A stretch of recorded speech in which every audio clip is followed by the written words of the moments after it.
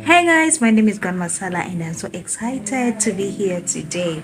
So, oftentimes we hear people tell us that if you really want to be successful in life or if you want to feel fulfilled, you have to find out what your purpose is in life. But no one tells us how to actually find our purposes. So I've taken a lot of time trying to find what my purpose is. Like I shared in a previous video that I sought out what I was actually doing already. So what I was seeking, I was already doing it, but I was seeking it at the same time. So in my quest to finding my purpose, I learned that you have to find out who you are. But how do you find out who you are? It's very difficult unless you're going to learn it through your relationships with others. Your relationships are there to help you to discover who you really are. They're there to help you create whom you want to be and to discover whom you're supposed to be. So I don't know if I'm saying that wrong, but these people are here to help you learn about yourself, things that you cannot know. So in this video up here, the video that I've tagged, when I was at school, I sought a church, a place to, connect with people, network, and make friends. So I found this very wonderful church. So I started going to church, and what made me feel at home was the fact that I got people who are like me, like students involved in church activities, serving. So when I go there, I tried to observe what was going on for some time, and then eventually got involved as well. So I started ushering in church. So I would stand on the entrance and I would smile to people, greet them, and give them Bibles to use or hymn books to use for the service. I did this like every day. Like I lived for this. I would do it for free. No one had to pay me. So I used to wake up very early in the morning, like on a Sunday. Most of the time Sundays are lazy days. But with me, it wasn't the case. I would wake up very, very early. I used to catch a bus. I was staying a bit far away from where the church was. So I used to catch a bus. And every time I missed my bus, I would cry, being that I'll be late and I would not get the time to get there fast and clean up and prepare, before people came in. But it really made me feel like whole, like complete, like I was doing something that I was meant to be doing. So in this way, I got to get a lot of friends. Actually, that's how I met my parents. I didn't know that this could help me get to know who I was.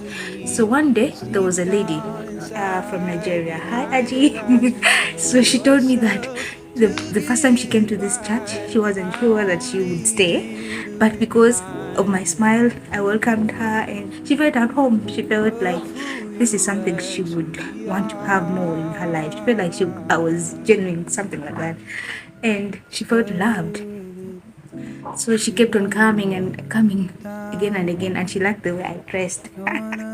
Anyway, so she was the first person to tell me that she kept coming to the church because of me. I didn't know that those small things, they might be inconsequential, but they were meaning something. They were like actually impacting. I was serving in my own way, serving and ministering to people's lives in my own way.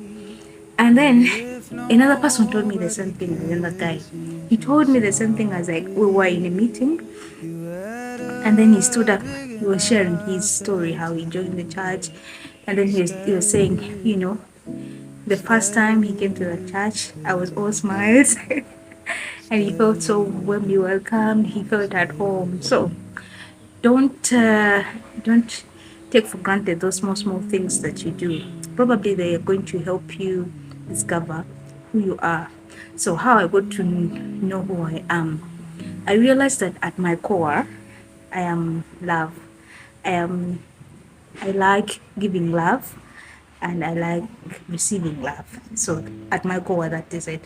My most authentic self, that's who I am. I like building authentic relationships and I'm very caring, extremely caring sometimes, and I'm very kind. And we are very happy to have you in our life I'm happy too. for some times. Yeah, we love Sharon a lot. Yes.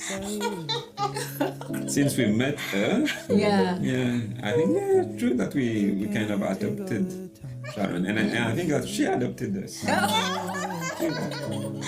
Oh, good. Yes, we like So her smile.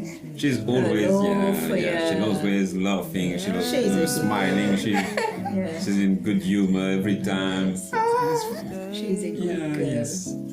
Thank you. So, an amazing person, and yeah, like every person as well. You're the kind of person that when you're around people, you're always happy, and it's always a nice vibe, and you'll be missed.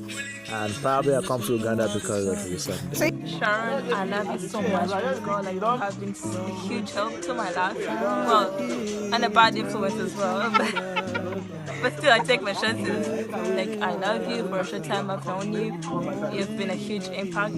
I'll miss you so much. And bitch, if you dare, like, ignore my text or my calls, get there, call me. I don't care if you're rich or Like the shoebiz has really been, one of my special moments here in Mauritius, I'm